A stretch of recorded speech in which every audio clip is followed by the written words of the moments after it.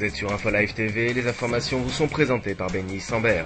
Ouvrons cette édition avec les récentes déclarations de l'ambassadeur syrien à l'ONU. Pour Imad Mustafa, Israël paiera le prix de sa violation de l'espace aérien syrien.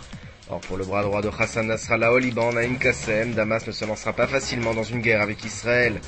La multiplication des déclarations et des menaces en provenance de Damas n'inquiète pas Jérusalem, qui continue de garder le silence autour de cette affaire.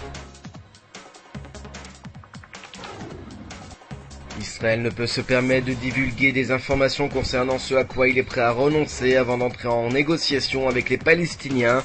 C'est ce qu'a déclaré samedi la ministre des Affaires étrangères Tzipi Livni. Pour Livni, évoquer les sacrifices que serait prêt à faire Jérusalem affaiblirait considérablement l'État hébreu. La ministre s'est dit également contre une offensive terrestre de grande envergure dans la bande de Gaza. Al-Qaïda a pris la tête du caricaturiste suédois qui a dessiné le prophète Mahomet avec un corps de chien cet été. Abu Omar al-Baghdadi, le chef d'Al-Qaïda en Irak, a offert $100 000 pour l'assassinat de Lars Vilks, ainsi que $50 000 supplémentaires s'il est égorgé comme un agneau. Fin de citation.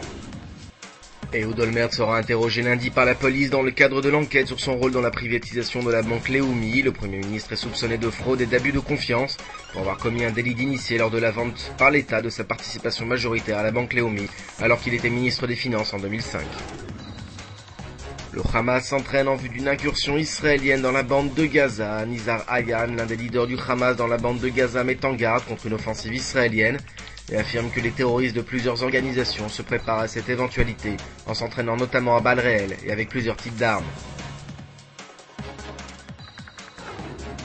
Passage à l'heure d'hiver dans la nuit de samedi à dimanche en Israël. À 2h du matin, il fallait remonter les aiguilles à 1h du matin. Les horaires d'été en vigueur depuis le 1er avril dernier ont permis à l'État d'économiser 70 millions de shekels en coûts de production d'électricité et d'améliorer la productivité des salariés. La suite en information sur InfoLive TV.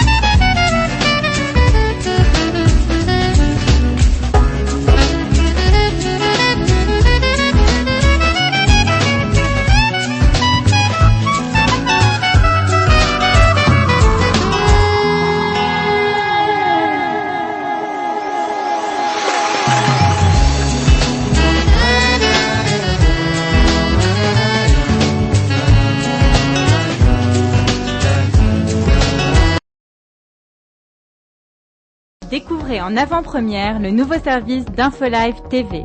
Recevez gratuitement chaque jour, en vidéo, les informations d'Israël et du Proche-Orient sur votre mobile. Pour vous abonner, entrez sur notre site www.infolive.tv et cliquez sur la bannière Service téléphone mobile. Aujourd'hui, le monde entier parle d'Israël.